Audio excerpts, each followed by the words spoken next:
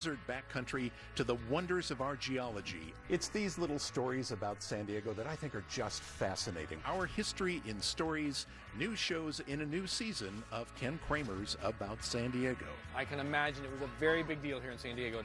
New episodes, streaming now with the PBS video app. I feel like I'm in Candyland. So much of what we heard today was about what the president has said. San Diego County Board of Supervisors voted to provide another round of aid to small women businesses. in Japan are experiencing the maternity blues. BBC has obtained secret recordings made by the daughter of the ruler of Dubai. All the news you need, weeknights starting at 4 on KPBS. 1, 2, 3. We've got the perfect place to pursue your passions. KPBS Create, our 24/7 lifestyle channel. Don't tell me you didn't learn anything here. You're watching KPBS.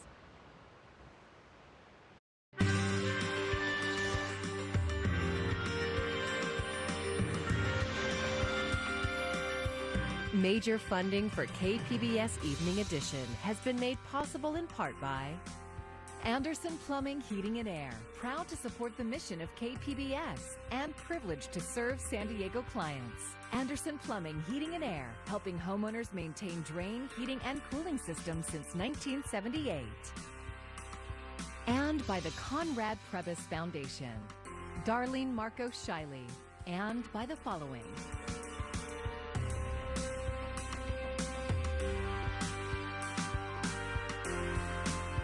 And by viewers like you. Thank you. Good evening. It's Tuesday, October 5th. Thank you for joining us. I'm Maya Trabulsi. A waiting game is underway. It involves that massive oil spill drifting south from the ocean off neighboring Huntington Beach. KPBS reporter John Carroll begins our coverage with the chances it will make its way to our coastline. Thousands of people on the beaches, on and under the water, all working night and day to try and collect as much oil as possible. As of this morning, nearly 5,000 gallons have been recovered. 6 of nearly 16 miles of oiled beaches have been cleaned up. Far fewer birds than first thought have been impacted. Still, the environmental director of the Surfrider Foundation San Diego branch, Pete Stauffer, says this is a major ecological disaster. We have over 140,000 gallons of oil in our coastal environment, and it's a major threat to wildlife, to birds, to fish. In an afternoon news conference, members of the Unified Command in charge of dealing with this disaster said fisheries as far south as San Clemente are now closed. So is there a chance the oil could make its way down to San Diego County? Certainly could. That's going to depend on wind and currents in the coming days, and also will depend on how effective the current efforts to contain the spill are.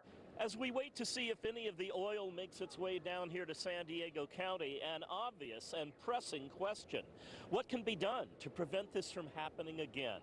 Pete Stauffer says there's a simple answer. Stop any new offshore drilling and begin the slow process of removing the rigs that are here now. There actually is legislation in Congress that would permanently protect the California coast. Really what we need to do is move forward with decommissioning these existing oil platforms as swiftly and safely as we can. A process that will no doubt receive pushback from big oil, accompanied by the realization that if we do nothing, a disaster like this is bound to happen again. John Carroll, KPBS News. And on that note of ending offshore oil drilling, at least here in California, that was the focus today for a local congressman whose district stretches north, not far from the spill zone. Here's KPBS's Alexandra Rangel with more on Mike Levin's proposal. How many does it take before we realize that there's no true safe way to extract oil and gas from the ocean? Ban all offshore drilling, period. Representative Mike Levin says it's time to pass the American Coast and Oceans Protection Act, a bill he introduced to Congress back in May, which would prohibit any new leasing for the exploration, development, or production of oil or gas along the Southern California coast, from San Diego to the northern border of San Luis Obispo County. At a Tuesday press conference at Moonlight Beach, Levin said traces of toxic oil from the Orange County oil spill could eventually affect North County beaches. It's inevitable that as the oil moves south, that some de minimis amount will get down here, but the real question is how much and when. Encinitas Mayor Catherine Blakespear urged residents to support Levin's bill. The pipeline that ruptured was over 40 years old, and this may portend more oil spills because of this old infrastructure. It's a reminder that we need to permanently ban offshore drilling off the West Coast. Levin says it's time to phase out existing drilling along the West Coast as it poses a threat not only to the environment, but to hundreds of businesses along the coast. He says the ocean economy in San Diego and Orange counties account for more than $7 billion and sustain more than 100,000 jobs in coastal tourism and recreation. Alexandra Rangel, KPBS News. The night skies of San Diego County were lit up with lightning strikes, booming thunder, and even some hail. KPBS reporter Melissa May tells us this may be a preview of upcoming weather. Oh my God. For the third time in less than a month, the county experienced an electrical storm. We have weather disturbances that are interacting with this moisture and instability, getting this spectacular light show. More than 2,000 lightning strikes were detected between San Diego, Riverside, and Orange counties Monday evening. One of the things that made it significant, it was all of the county. So every city, Oceanside, Imperial Beach, San Diego, Escondido, everyone got involved with it. National Weather Service meteorologist Alex Tardy explains why these storms keep happening. In a nutshell, it's tropical moisture, or you can call it monsoon moisture, that comes up from the south. And the difference is that there's a weather disturbance that's able to squeeze that moisture and instability and turn it into thunderstorms. Besides thunder and lightning, Escondido got marble-sized hail. When the rain first set in, it was melted hail where most people were. There was no flash flooding, but the storm did cause some damage. We did have some palm trees that took direct hits and burned. We also had numerous power outages. Tardy pointed out one benefit of this rainfall. Just entering the heart of Santa Ana season, October and November. So all this rain is overall very beneficial to fire weather. The County Department of Environmental Health has issued a warning about stormwater runoff to the beaches and says to stay out of the water for the next 72 hours. A storm system is expected to roll in as early as Thursday night, and showers from the north could arrive in San Diego early next week. Melissa May, KPBS News. Years of allegations of sexual abuse at the Christian Youth Theater in El Cajon will now be tried in court. 2 former teachers are now being charged with various felony counts of abusing children. KPBS education reporter MG Perez has more on the charges some may find disturbing. And Janie during a show. Loxie Gant has plenty of great childhood memories of performing and later teaching at Christian Youth Theater. She also remembers what she says was very inappropriate behavior by some male teachers at the CYT school. We do believe that this is a start into showing what was really going on behind the scenes at Christian Youth Theater. And what was going on? A whole bevy of abuse. Tonight, 40-year-old Brad Christian Davis is facing 1 felony sexual abuse charge for a 2010 incident involving a 16-year-old child. Davis was a performer and teacher at CYT for years. Another teacher, 34-year-old David Hott, has been charged with 2 felony counts of a lewd and lascivious act on a 13-year-old student in 2017. My main thing is just creating awareness and making sure that there's accountability. Gant is a survivor of child sexual abuse, and she's an advocate for dozens of other victims who have come forward with claims of abuse by other CYT teachers. In a written statement, the company said, CYT strongly condemns the alleged actions by the accused individuals. The alleged actions of the accused unquestionably contradict our values and our mission. We have a thorough background check process for all our teachers, staff, and volunteers, as well as ongoing training requirements in child safety. Besides the written statement, CYT has no further comment on the district attorney's charges. But in July 2020, there was a press conference here at the El Cajon headquarters. We are fully committed to the safety of every single child, and we are grieving for every single individual whom we love and care so deeply for who are hurting right now. We apologize and love you. CYT closed the El Cajon facility right after this press conference, but quietly reopened this past summer. Rehearsals are currently underway for a new production of Rapunzel. CYT has 5 other campuses in San Diego County and locations nationwide.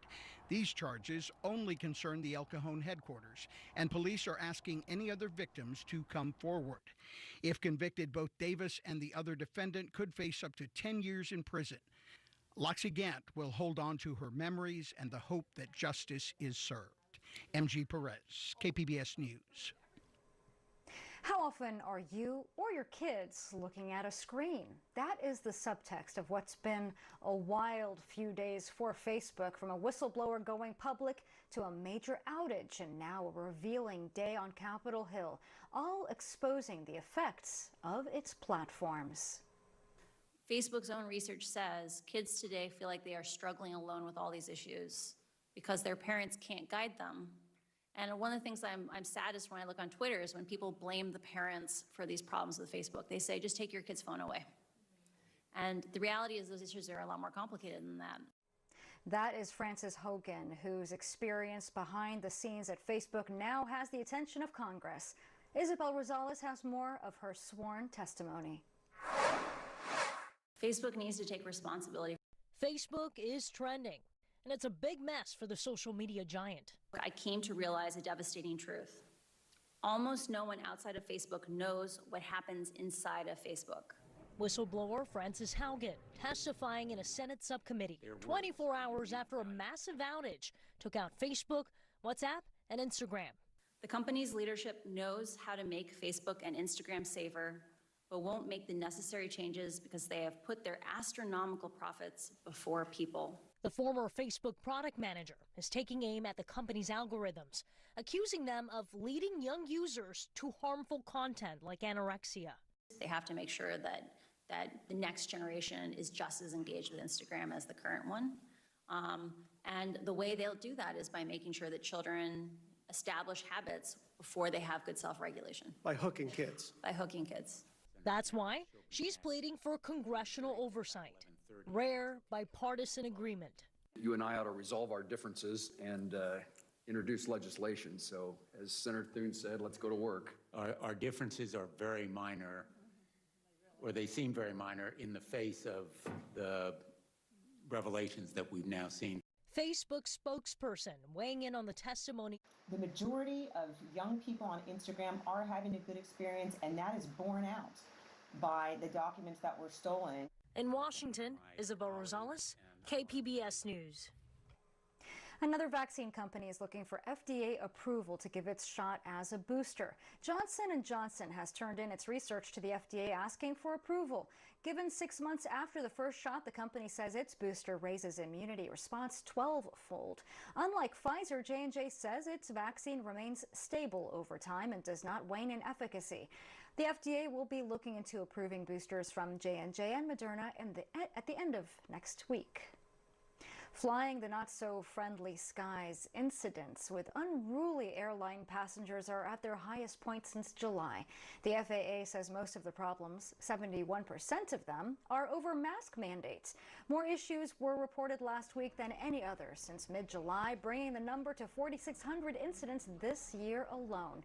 The FAA says it has a zero-tolerance policy for disruptive behavior among passengers. And mandates among airlines is growing. Southwest says it is mandating the COVID-19 vaccines for all of its employees. Employees will have until December 8th to be fully vaccinated. Other airlines that have mandated the vaccine include United, American, JetBlue, and Alaska Airlines. Delta Airlines is now the last of the major carriers to not mandate vaccinations for its employees. In August, a scathing independent review of the county's COVID-19 hotel sheltering program confirmed iNewsSource reports of negligence and mismanagement. As Cody Delaney reports, county officials are insisting most of the problems have been fixed. Medication, as well as clean towels and bedding, are delivered within 30 minutes of request. Staff is also looking to improve food quality. That's just some of what's listed in a memo sent to the Board of Supervisors last week. It was in response to San Diego State's evaluation of the sheltering program, which found gaps in services may have led to overdoses and suicide. But despite recommendations, officials said they will not provide medical services or over-the-counter medication 24 hours a day. They said it's not necessary based on the current population. For KPBS, I'm iNewsSource investigative reporter Cody Dulaney. San Diego is the only major city in California that offers free trash pickup for single-family homes. KPBS Metro reporter Andrew Bowen says one city council member hopes to change that. San Diego apartment buildings and businesses have to pay for private trash and recycling pickup, while single-family homes get it for free from the city government. That's because of a century-old rule called the People's Ordinance. It can only be changed by voters. A recent report found the system will cost taxpayers $235 million over the next 5 years. That's money that should be spent on higher priorities, says Councilmember Sean Ela Rivera. That can be ensuring that we have streetlight repair that meets the speed and efficiency that San Diegans want. It's ensuring that our parks and libraries aren't on the chopping block at budget season. This isn't going to fix all of our budget problems, but it's an important part of it. Ela Rivera is willing to touch what has long been a third rail in San Diego politics by asking voters to approve fees for trash pickup. He hopes to appeal to voters' sense of fairness. There's a two-tiered system, and that's unfair in and of itself. And who it most impacts, which is those who are most likely to be of lower income, makes it especially unfair. In all other major cities, residents pay for trash pickup. The City Council's Environment Committee is scheduled to discuss the report on the city's free trash collection on Thursday. Andrew Bowen, KPBS News. It should be a much calmer night in San Diego, but we might see some more rain later this week. Jessica Pash has the forecast.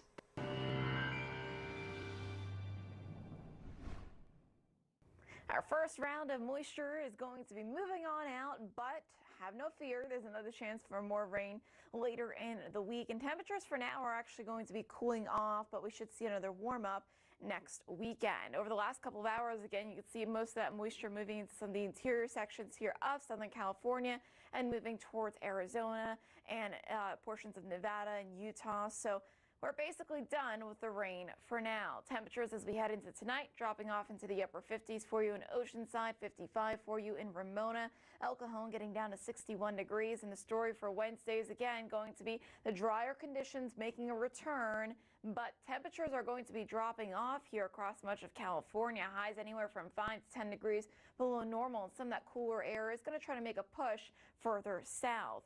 Temperatures on your Wednesday getting up into the mid-70s in Ramona, upper 80s for you in Borrego Springs, Chula Vista getting up to 74 degrees. And then looking ahead to Friday, here is our next storm system moving on shore, dip in the jet stream. We draw in that Pacific moisture. It's a question of exactly how far south it gets right now, but it does look like we're going to get in on some rain later in the week too. Near the coast, temperatures are going to fall off into the low 70s. You will see those clouds increasing there for Friday and Saturday. But again, moisture will likely be a little bit sparse here near the coast. Further inland, could see a little bit of a better chance for some shower activity there on Friday. Clouds certainly picking up out ahead of that on Thursday, and temperatures likely to bottom out in the upper 60s for you on Friday before rebounding big time here on Sunday, back up to 80 degrees. In the mountains, temperatures fall off even more dramatically. Look at those temperatures on Friday. Highs only in the 40s for you, but we do look to rebound back into the 60s by the end of the weekend.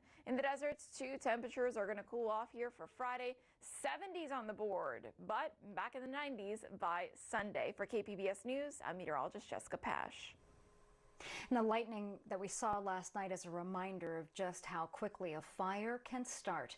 Northern California is still dealing with wildfires that have burned for weeks, and there are some success stories. Jessica Harrington caught up with the firefighters who saved our giant sequoias and learned how they did it. Trees are bare-boned and hot spots are still burning where the Windy Fire raced through the Sequoia National Forest.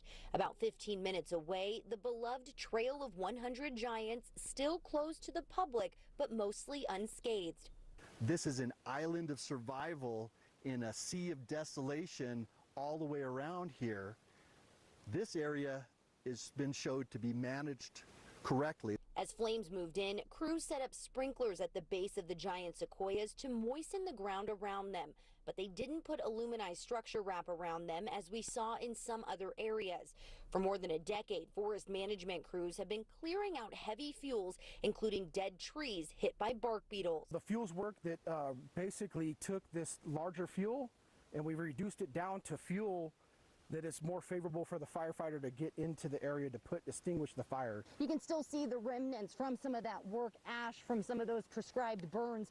Firefighters move in and try to clear out about 20 feet around these giants so that when a major fire like the Windy Fire moves in, the heat is less intense. Without this, my professional opinion would be that we'd probably see a lot more loss of giant sequoia trees in this grove. While the majority of the area was virtually untouched, the canopy of one giant sequoia caught on fire from an ember from the Windy Fire. Aircraft was able to drop water on top of it, and then specialized climbers moved in to completely extinguish the fire inside. The Windy Fire has impacted 11 separate groves so far. The K&P complex has impacted at least 12, and last year the Castle Fire impacted 10. That's over half the groves that have been impacted by fire in 2 years. That has never happened before. We've never seen these effects. Because of that, the Sequoia Coalition was created. The group of forest experts come up with long-term plans for climate change, focus on the resilience of the giants, and determine the pace and scale of fuel treatments. We want to make sure that these trees are here for the future, for the children and the grandchildren to be able to enjoy these trees just like we have. That was Jessica Harrington reporting. A New Year's Day tradition is back with the Rose Parade announcing its return for 2022. The famous event held along Pasadena's Colorado Boulevard was canceled this year due to the pandemic. Actor LeVar Burton, well known for his work hosting Reading Rainbow on PBS and his role in Star Trek, the next generation will be the parade's Grand Marshal. San Diego's tourism industry is inching back from the crushing COVID-19 lockdowns, but a complete recovery remains on the distant horizon. KPBS environment reporter Eric Anderson has the details. The San Diego Convention Center is the backbone of the city's tourism industry, but the facility was an early casualty of the COVID pandemic. We have not had convention business since the spring of 2020 until it resumed again in August of 2021. In that interim period, what you saw was something unprecedented. The facility served as a homeless shelter and then a safe haven for migrant girls captured while trying to cross the U.S.-Mexico border. The taxpayer-owned structure wasn't generating tax revenue for 17 months. That's why Gloria celebrated the facility's first convention in August. That was good news to me because those are visitors coming to town, staying in our hotels, spending money in our restaurants. And again, those are dollars that flow from those hotel room checks to the city's coffers and that I in turn use to pave our streets, pay our police officers, keep our libraries open. The facility will end up hosting just over a dozen conventions by year's end. A lot of meetings and conventions right now, their attendance is they're averaging about 40% of what they were in 2019. San Diego Tourism Chief Julie Coker says the shutdowns were devastating for the hospitality sector. She says tourism jobs are back to 165,000, but that's well off the more than 200,000 jobs the industry generated in 2019. It's not going to be an overnight fix. We're definitely in for the long haul before tourism returns, but we definitely know that San Diego is in a much better position than other cities, and we're poised for a great return. And the hope is that if the convention center is doing well, it'll help fill up areas like this, Balboa Park. Eric Anderson, KPBS News. You don't need to be a billionaire or an astronaut, for that matter, to get into space these days. Just have an actress, a producer, and a script. And liftoff. Liftoff of Soyuz MS-19 with an actress and her producer beginning a journey to the International Space Station. You heard that right. The two Russians will spend more than a week in space shooting scenes for a movie called Challenge. Footage for documentaries and short films have been taped at the ISS, but nothing this involved. Julia Chatterley has more on this bit of film history. It's the final frontier of filmmaking and a first for one lucky star who will feature in the first movie made in the stars.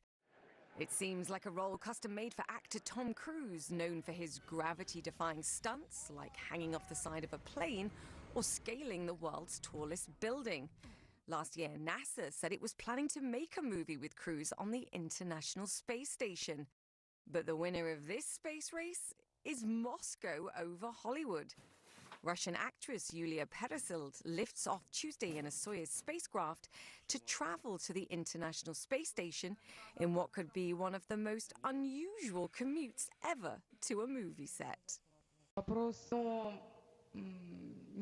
I'm not afraid of anything. I just really want us to make a good movie. And I really want our health, which, as it turns out to be generally good, to not let us down. The lead actress will be accompanied into space by her director. Both had to learn not only their screen parts, but work with professional cosmonauts for months, undergoing weightlessness training with a backup crew, as well as centrifuge tests and parachute drills. During this time, they really tortured us. They didn't beat us up, though, but made us memorize a lot of unknown abbreviations and squeezed us completely. The two will spend 12 days filming on the space station. Cosmonauts on the ISS will also appear in the movie, which is currently titled The Challenge. And that is what the actress says she expects the experience to be, as she and her colleague will have to play multiple roles. Since he will have to be a camera operator, director, and a lighting engineer, I will have to be a makeup artist, costume designer, and an actress.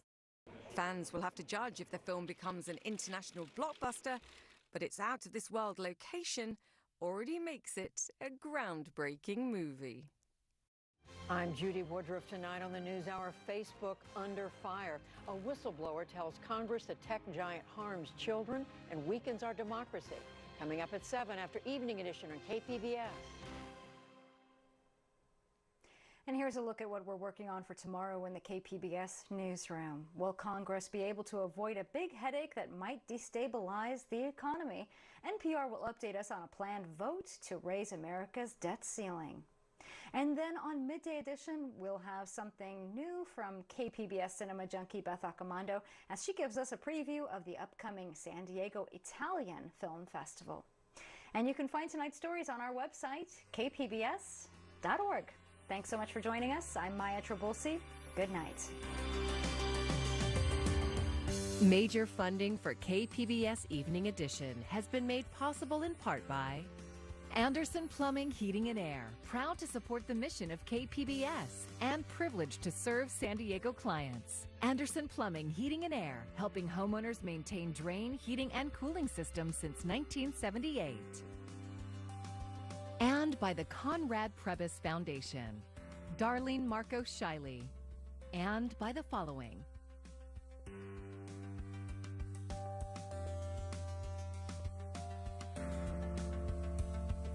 And by viewers like you. Thank you.